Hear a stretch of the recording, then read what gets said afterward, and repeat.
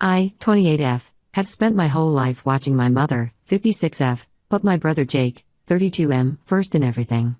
This started way before we lost Dad, but his death made everything worse. I have so many memories of Mom excusing Jake's behavior, no matter what he did. When I was 6, Jake pushed me off the swing set because he wanted to use it. I broke my arm, but Mom said it was my fault for not sharing. At age 8, Jake kept stealing money from my piggy bank. When Mom caught him, she just said I needed to share with my brother because he needed more than me. She even started giving him a bigger allowance because he was a growing boy. In 4th grade, I won first place in the science fair. Jake got angry because he didn't win anything, so he destroyed my project the night before it was supposed to go to the district competition. Mom made me apologize to him for making him feel bad about not winning. She bought him a new video game to make him feel better. Everything got worse after Dad died in a car accident when I was 12 and Jake was 16. Mom fell apart completely. She focused all her attention on Jake, saying he was taking Dad's death really hard and needed extra support. I was grieving too, but Mom told me I had to be strong for my brother. I ended up taking care of the house, cooking meals, and doing laundry because Mom was too busy comforting Jake. Jake started causing trouble in high school. He skipped classes, talked back to teachers, and got into fights. Mom always defended him, saying he was still processing Dad's death. When he was caught selling cigarettes to younger students at age 16, Mom transferred him to a different school. She told everyone the first school wasn't challenging enough for him. I worked hard in school, joined clubs, and had part-time jobs. Mom never came to any of my events. When I made honor roll, she missed the ceremony because Jake had detention. When I won a regional debate competition, she couldn't come because Jake needed help with his homework. Every achievement of mine was overshadowed by whatever Jake needed. The drinking started when Jake was 17. Mom found bottles in his room but kept it secret. At 18, he got drunk and crashed Mom's car. She took out a loan to hire an expensive lawyer who got the charges reduced to community service. 3 months later, he got another DUI. Mom refinanced the house to pay for another lawyer. By the time Jake was 25, he had 4 DUIs and lost his license. Mom became his personal driver, taking him everywhere. She woke up at 5 a.m. to drive him to work, picked him up for lunch, and drove him home. She lost a good job because she kept missing work to drive Jake around. When I suggested Jake take the bus, Mom said it wasn't safe and that families should help each other. I put myself through college with scholarships and jobs. My main job was at Chen's Sweet Shop, a local bakery. Mrs. Chen became like a real mother to me. She taught me about baking, business management, and dealing with customers. She showed me how to create recipes, manage inventory, and handle finances. When I graduated college, Mrs. Chen closed the bakery early to attend my ceremony because Mom couldn't come. Jake needed a ride to a job interview. Mrs. Chen even helped me develop a business plan for my own bakery. We spent hours going over potential locations, equipment costs, and marketing strategies. She introduced me to other bakery owners and suppliers. This wasn't just a dream, it was a real plan I had been working on for years. My grandmother, Dad's mom, was my biggest supporter. She visited me at Chen's every week to try my new recipes. She saw how Mom's favoritism was hurting both me and Jake. Grandma often told Mom that constantly bailing Jake out was making him worse, but Mom wouldn't listen. Grandma and I would talk for hours about my future bakery. She helped me research locations and equipment prices. Grandma passed away last year. In her will, she left me $50,000 specifically for opening my bakery. The money was supposed to be transferred 3 months ago. When it didn't appear, I contacted her lawyer. He said Mom had already collected it, claiming she would transfer it to me because I was too busy with work to handle it. I went to Mom's house about the money. Before I could ask, she started crying and admitted giving $45,000 to Jake. She claimed he needed it to get his license back and start a trucking business. She said Jake had a solid business plan and would pay me back double once he started making money. When I asked how she could take money that Grandma specifically left for my bakery, Mom said Jake's needs were more urgent. She suggested I could start my bakery with the remaining $5,000, saying many successful businesses start small. She kept talking about how Jake needed this chance to turn his life around. Jake came to my apartment that evening. Instead of apologizing, he acted like I was being difficult. He said since I had a good accounting job, I didn't need the money like he did. He talked about his trucking business plans and how he would pay me back with interest. When I mentioned Grandma left the money specifically for my bakery, he said Grandma always favored me anyway, so I shouldn't be greedy. I told them both I was done with their manipulation. I reminded Mom how Grandma had warned her about enabling Jake. Mom started crying, saying I was cruel for bringing up Grandma's opinions about her parenting. Jake said I was just jealous because mom loved him more. I blocked their numbers and social media accounts. Now relatives from mom's side keep calling me, saying I'm being too harsh. They say Jake deserves another chance and that family should support each other. None of them have offered to replace the money that was stolen from me. Update 1: Things have gotten much worse since my last post. After I blocked their numbers, mom and Jake started showing up at my workplace. At first, they just waited in the parking lot during lunch breaks. Then they started coming in the morning before work. Jake would stand by my car, and mom would try to talk to me as I walked into the building. My coworkers started noticing. Some of them saw mom crying in the parking lot. Others heard Jake yelling at me about being selfish. My supervisor called me into her office to ask if I needed help. She said several employees felt uncomfortable with my family members hanging around the building.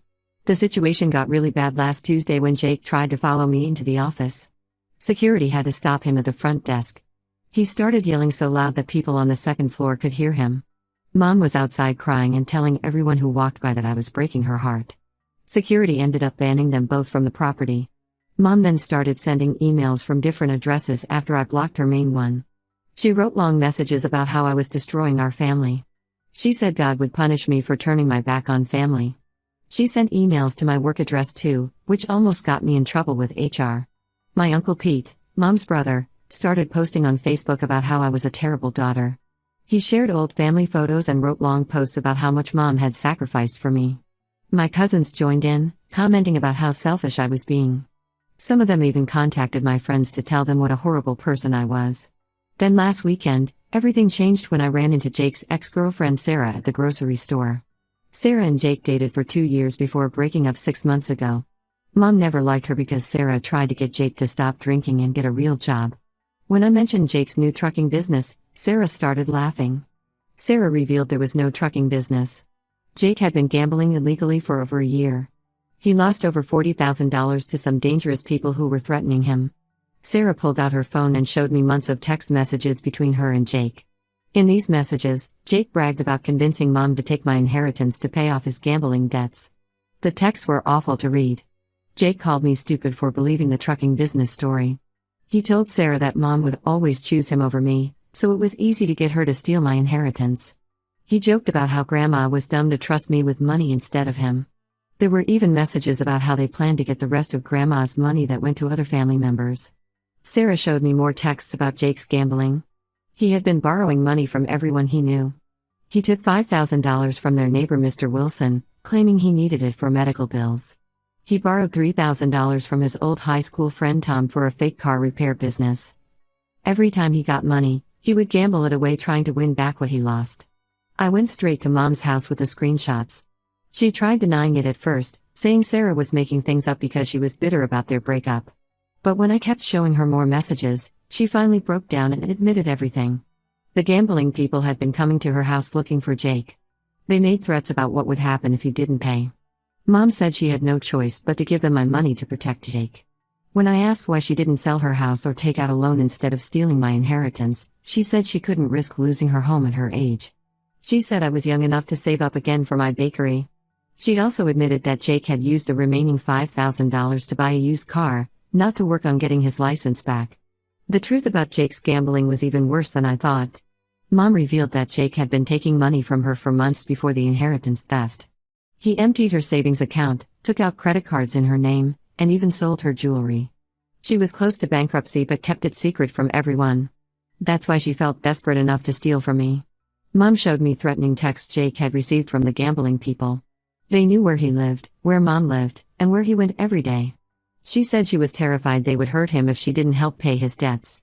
But when I asked if she had gone to the police about the threats, she said Jake wouldn't let her because he was afraid of getting in trouble. Update 2: Last week, I received a certified letter from Grandma's lawyer that changed everything. While reviewing the estate paperwork, he discovered that mom had forged my signature on multiple documents to get access to the inheritance. The lawyer found discrepancies in 5 different signatures. He had them verified by a handwriting expert who confirmed they were forgeries. The lawyer said he had a legal obligation to report this to the authorities. Mom called me immediately after the lawyer contacted her. She was crying and begging me not to let them press charges. She revealed that Jake had threatened to move across the country and never speak to her again if she didn't help him with the gambling debts. When that didn't work, he threatened to tell everyone about how she had helped him cover up his previous DUIs. She said Jake knew exactly how to manipulate her using her fear of losing him like she lost Dad. The police investigation into the forgery uncovered more of Jake's schemes. They found that Jake had scammed at least 3 other people in the past 2 years. He would create fake business plans, complete with forged documents and fake references.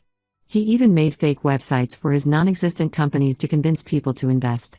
One victim was Mr. and Mrs. Peterson, an elderly couple from our church.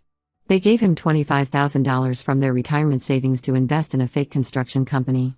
Jake told them he was getting government contracts to build low-income housing.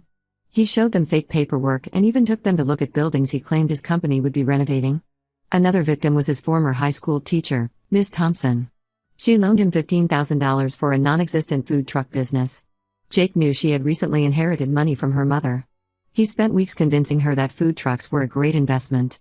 He even had Mom cook food for a fake tasting event to convince Ms. Thompson the business was real.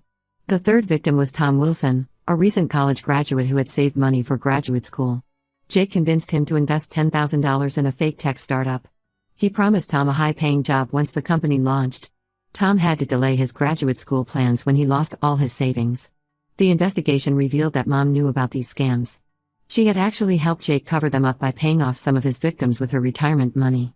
She paid the Petersons $10,000 to keep quiet about losing their money. She gave Ms. Thompson $8,000 and begged her not to go to the police. She even wrote a letter to Tom's parents apologizing and promising to pay back the money. That's why Mom was so desperate to use my inheritance. She had depleted her own savings, helping Jake avoid consequences. The police found bank records showing she had withdrawn over $50,000 from her retirement account in the past year. She also took out 3 personal loans to help pay Jake's victims. The police discovered Jake's pattern of targeting people who knew our family. He used Mom's good reputation in the community to make his fake businesses seem legitimate. At church gatherings, he would talk about his business plans where potential victims could hear. He asked Mom to vouch for him to people she knew, using her trust to gain theirs. Some victims didn't report him because they felt bad for Mom. Jake would tell them that reporting him would break our mother's heart. He reminded them of how she had lost Dad and said she couldn't handle losing her son too. He used our family's tragedy to manipulate people's sympathy. The investigation also found that Jake started these scams right after losing his license. Without being able to drive, he couldn't keep a regular job. Instead of trying to get his license back, he started creating fake businesses to get money. He used some of the money for gambling, telling himself he would win enough to pay everyone back. Update 3: Jake was arrested 2 weeks ago after trying to start another scam. The police found evidence of 7 different schemes he had run.